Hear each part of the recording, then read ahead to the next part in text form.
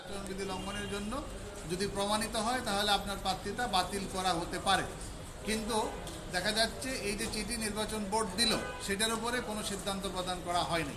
যেহেতু কোনো সিদ্ধান্ত প্রদান করা হয়নি, এমত অবস্থায় এই অভিযোগ থাকা অবস্থায় ইলেকশন সম্পন্ন হয় এবং ইলেকশনেও তারা কারচুপি করে, ভোটারদেরকে বের করে দেয়, কিছু জাল ভোট দেয় এবং কিছু ভোট বাতিল করে এজেন্টদেরকে বের করে দেয়।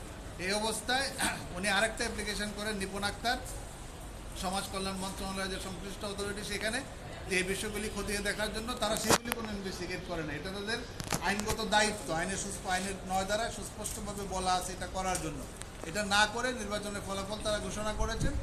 এই অবস্থায় নিপুণ আক্তার এই পিটিশনার হয়েছিলেন এবং আজকে শুনানি শেষে আদালত মনোহর হোসেন ডিপজলের যে সাধারণ সম্পাদক পদ সেই পদে স্থগিতাদেশ প্রদান করেছেন, নিষেধাজ্ঞা প্রদান করেছেন কর্তৃপক্ষ যেন তার এই পদে দায়িত্ব পালন করার থেকে বাড়িত রাখে এবং এই বিষয়টা যেন ইনকোয়ারি করে তদন্ত। এটা কেমন হলো যে শুধু সম্পাদকের ক্ষেত্রে আর সবাই বসতে পারবেন, দায়িত্ব নিতে অভিযোগ পারবেন? শুধু সম্পাদকের অভিযোগ ছিল, সম্পাদকের বিরুদ্ধে সিরিয়াস অভিযোগ ছিল, সভাপতির বিরুদ্ধে কিছু ছিল।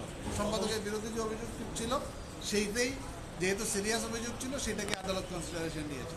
তদন্ত হবে কি শুধু সাধারণ সম্পাদকের? তদন্ত পুরোটাই। এটা কবে নাগাদ